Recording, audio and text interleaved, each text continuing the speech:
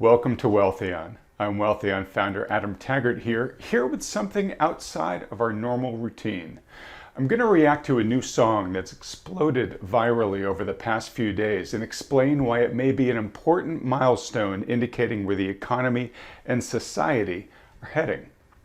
The song is by Oliver Anthony, who is an unknown singer-songwriter up until just a few days ago. He wrote and performed his songs in the backwoods of his rural Virginia homestead, recording them with his iPhone and uploading them to his YouTube channel where they received only dozens of views. That is, until he released his latest song, Men North of Richmond. 3 days afterwards, the song had over 5 million views on YouTube and is currently sitting at #1 on iTunes. Why? How did a completely unknown artist with no record label suddenly have the most popular song in the country? I'll play the song for you in just a second and you'll quickly understand. Not only are Oliver's soulful vocals and the music itself captivating, the lyrics give voice to the angst, frustration, and anger of America's working class. The song is both a lamentation and accusation, pointing a rageful finger at our ruling elite, holding them accountable for the accelerating decline in living standards for the majority of Americans. The lyrics are extremely poetic and they're brutal. I have a lot more to say about the song's importance, but first, let me play it for you. I've been selling my soul, working all day, overtime hours for bullshit pay, so I can sit out here and waste my life away, drag back home and drown my troubles away. It's a damn shame what the world's gotten to for people like me, people like you. Wish I could just wake up and it not be true, but it is. Oh, it is living in the new world with an whole soul. These rich men north of Richmond, Lord knows they all just wanna have total control. Wanna know what you think, wanna know what you do, and they don't think you know, but I know that you do. 'Cause your dollar ain't shit, and it's taxed to no end, 'cause the rich men north of Richmond.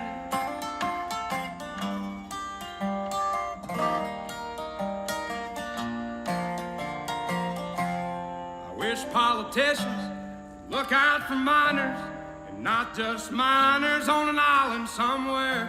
Lord, we got folks in the street, ain't got nothing to eat, and the obese milking welfare. Well, God, if you're 5'3" and you're 300 pounds, taxes ought not to pay for your bags of fudge rounds. Young men are putting themselves 6 feet in the ground, 'cause all this damn country does is keep on kicking them down. Lord, it's a damn shame what the world's gotten to for people like me, people like you. Wish I could just wake up and it not be true, but it is. Oh, it is living in the new world with an whole soul. These rich men north of Richmond, Lord knows they all just wanna have total control. Wanna know what you think, wanna know what you do, and they don't think you know, but I know that you do. 'Cause your dollar ain't shit, and it's taxed to no end, 'cause the rich men north of Richmond.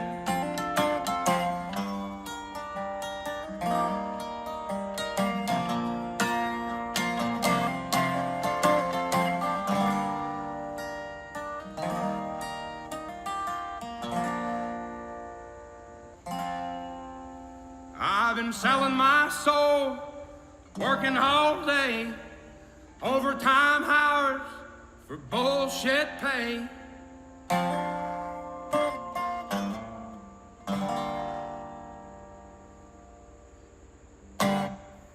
Hard hitting, right? Well, I warned you. Now, yes, there's a lot to praise the song for musically, but that's not my area of expertise, and there are a zillion videos on YouTube right now where music theory experts are doing just that. I want to address its message. And whether or not each of us sees the world the same way Oliver does, he is tapping into the anger, despair, and rising sense of injustice that millions, many millions of Americans feel these days. His song focuses on how, no matter how many hours the working class toils, it just can't keep up with the rising cost of living. This chart shows how severely the prices of many staples have zoomed higher in just the past 3 years. And the BS pay that Oliver rails about? Well, here's a chart of real wage growth in America. Note how we just experienced a prolonged slump of 25 consecutive months of negative growth. Oliver talks about how the dollar isn't worth enough these days and that it's taxed too much. He's not wrong. Here's a chart showing how the purchasing power of the US dollar has been nearly cut in half since the start of the new millennium. And as for how the dollar gets overtaxed, which it does, this chart shows that the government can't balance its own budget. Even with the taxes we currently pay, the US still has to borrow over $1.6 trillion this year to cover its national expenditures. It's this voracity of the state, the hunger for a greater and greater share of our output as our own individual prospects diminish, that Oliver is pushing back against.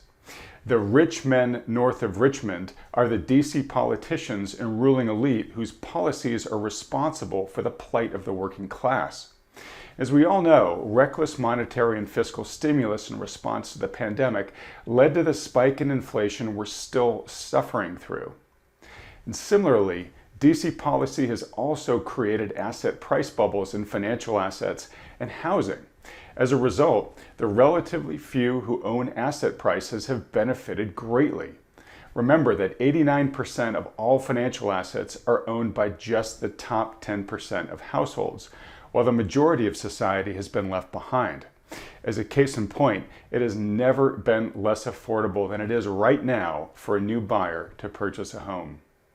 To scrape by, people are increasingly having to cut back and finance the rest on credit. Credit card debt balances have rocketed to new highs over the past year. And as these stresses and pressures on society mount, America is now seeing record suicides and drug overdoses. The fact that Oliver lays the blame for this tragic state of affairs at the feet of the rich men north of Richmond, our political class, is notable for several reasons. First, it shows that the public's tolerance for submissiveness is hitting its limits. And what's important to know about Oliver is that he's a centrist. He is not railing against a particular party. He's railing against all of them collectively. Richmond, north of Richmond, it touches on my time in Western North Carolina working in the factory. It talks about some people that live north of Richmond, Virginia, who I'm sure you're very well aware of, who make life a little more difficult than it should be. It touches base on human trafficking and the atrocities that, I'll say this, I sit pretty dead center down the aisle on politics and always have. I remember as a kid, the conservatives wanting war and me not understanding that. And I remember a lot of the controversies when the left took office, and it seems like, both sides serve the same master, and that master is not someone of any good to the people of this country. This is reflective of a growing resentment across the country against the political class. I just interviewed economist Peter Atwater, who put it this way.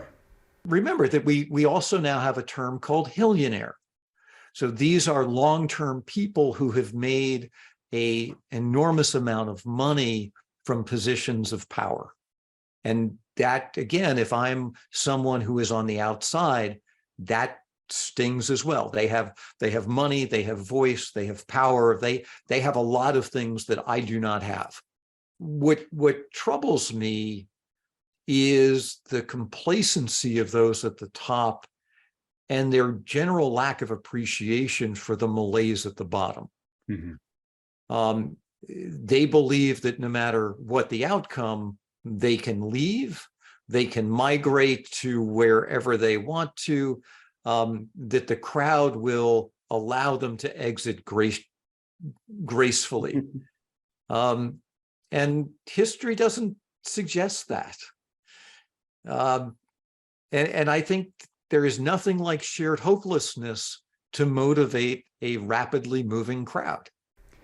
Oliver specifically wrote his song to tap into this shared hopelessness that Atwater talks about. There's a lot of beautiful people in this world, and I meet a lot of awesome people every day. Even back when I did work in the factory, you know, I sing about selling my soul, and and I am a ginger, so I don't know if I have a soul to sell or not.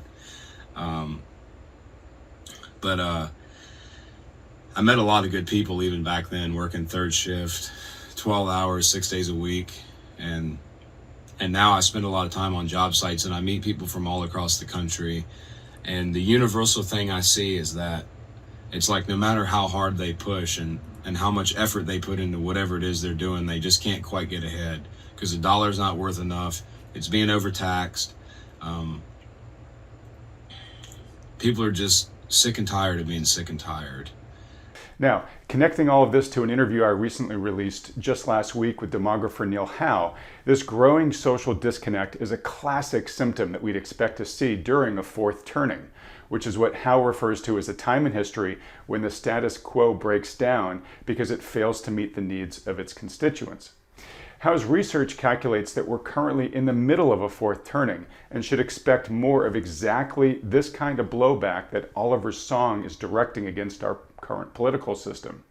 The point to remember is conflict, right? I mean, that's how the creative destruction of public institutions take place. It takes place through conflict.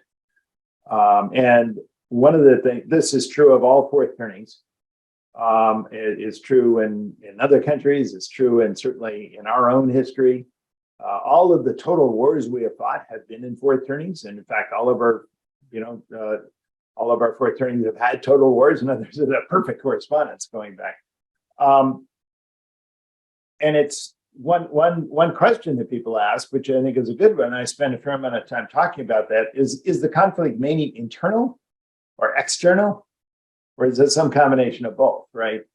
And I discussed that at some length, and I do think it's a question of degree. It's very often both at the same time in a really odd way. And Neil, sorry to interrupt, but just to help people understand, by external you mean maybe like geopolitical conflict, a foreign war where there's an invader Exactly. that we have to deal with, or an internal one might be like a crushing wealth divide disparity, or a civil war, or a revolution, or just something Okay. that's internal.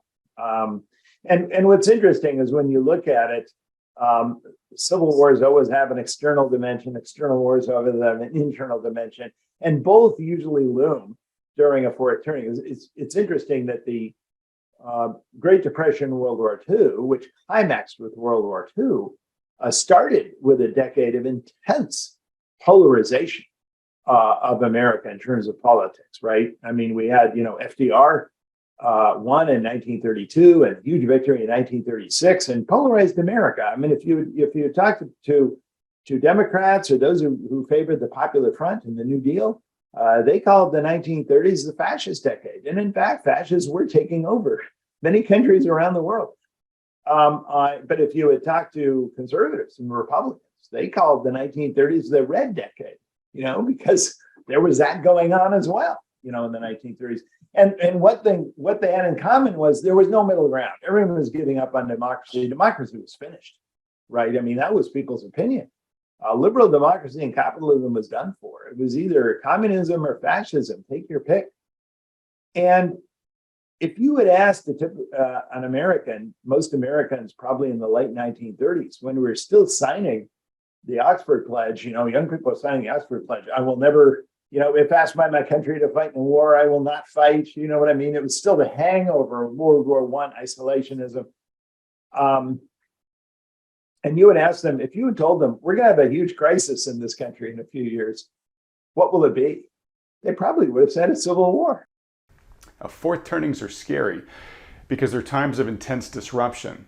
The existing power structure gets overthrown and things get chaotic as new leaders rise up to take over the mantle. I asked Neil, when can we expect these new leaders to emerge? And here's what he said. I'm curious as to where the new leaders are going to come from. And the spirit of this question is, in a lot of the great turmoils of the past, whether they happened in a fourth turning or not, you had a lot of great voices that came out and they had a platform and they built a following around, and then it drove changes. And you know, I'm even thinking as recently as the late 60s with the civil rights movement and the women's movement and whatnot, equal rights movements, we'll call it. You had a lot of great leaders and new voices come out of that, but I kind of look around right now, I don't see very many. And I don't know if I'm just missing them, or if this isn't the part yet in the turning where they emerge, or if we just have a bad batch this time around. So, you know, Henry Kissinger, who I believe just had his 100th birthday. I mean, he's right about there, right? And he's a member of the GI generation, you know, and recalls Germany and the war and, you know, everything, right? He was once asked this question about what worries him most. And he gave an interesting answer, which I think echoes a little bit what the spirit of your question. And he said, what worries me most is the quality of leadership today. It's kind of an interesting, I mean, he could have said anything. He could, what worries me most is China, or, you know what I mean? He said, just the quality of leadership. And I think here's something to think about. During the third turning, remember, government was going to disappear. I mean, what actor cared about a government job? Who wanted anything to lead politics? Politics was a vestigial atavism. It was going to just die away. It wasn't necessary anymore, right? You wanted to start a new .com company, or you know what I mean? You wanted to be an entrepreneur. All the talent went into making money. No talent goes into politics, especially in America during a third turning. During the 1920s, what talent went into politics? No, everyone was trying to, I don't know, found the next new radio station or the next new, phonograph company, or you know what I mean? You know what I'm talking about. The emphasis was all on entrepreneurship, sort of individual initiative. No one cared about politics. And I think we are in the hangover from a very long third turning, right? So the whole rising generation of X, and even a lot of millennials when they first came of age, just thought politics was irrelevant. And now we're beginning to wake up, right? I think very recently with the recent elections, we're beginning to think there's an enormous void up there. And nature abhors a vacuum, right? So a lot of stuff is going to rush in. My lesson in history is that this has happened again and again in fourth turnings. And typically great leaders in fourth turnings are not born, but they're made. These are people that no one expects.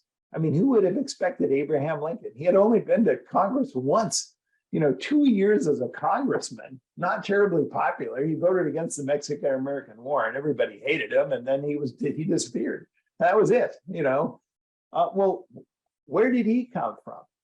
Franklin Delano Roosevelt was a lightweight. I mean, no one thought he was a profound mind. He in terms of his knowledge of economics, he was a Lilliputian compared to Herbert Hoover, who truly was an encyclopedic mind and an impressive man. Unfortunately, he knew so much about economics, he was all invested into the wrong lessons. So my lesson is, expect a leader to come out of nowhere.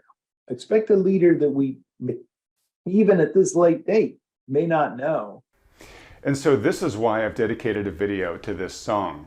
I think we're potentially seeing the birth of one of the new voices of the coming era. Very similar to past singer-songwriters like Bob Dylan or Joan Baez, whose protest anthems rallied millions during the 1960s, Oliver Anthony has given words to a generation desperate to be understood and to be heard. It's looking like we're reaching the point in this fourth turning where, as Howe predicts, the pressures are becoming so intense that the new leaders are starting to be thrust forth. If that's indeed true, then we'd better buckle up, because things are likely to get a lot bumpier from here for the economy and for society at large. We should expect more of the flashpoint events we've started to see around the world in recent years. From the Black Lives Matter protests, to the January 6th Capitol takeover, to the trucker convoy in Canada, to the Yellow Vest protests in France, to the Russian invasion of Ukraine, these are symptoms of the fracturing of the status quo. How much more volatile and chaotic will things get? Well, we don't yet know at this point, and hopefully we can avoid the kind of total political breakdown that Sri Lanka recently experienced. That's it! That's Sri Lanka! Come on, Sri Lanka! But history and the current timeline of the fourth turning in which we find ourselves suggests that we should stay alert, prepare ourselves, and cultivate resilience. And while this video is a cautionary one, I'd like to end by recognizing the talent of Oliver Anthony. Agree with it or not, his anthem is a powerful achievement, and his talent as both a singer and a songwriter is clear. This guy is going to have a big future ahead of him, and it's well deserved. Hopefully many more people listen to this song, not just to the song itself, but to its message.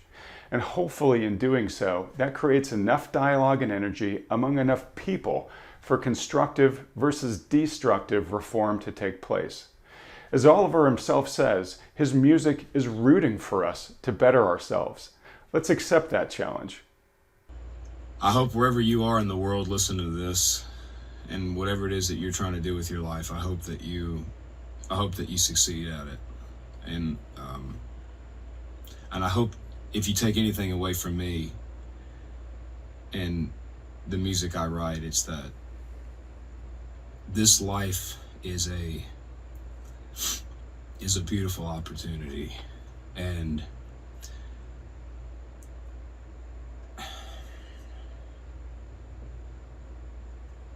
I don't care where you are or what you've done,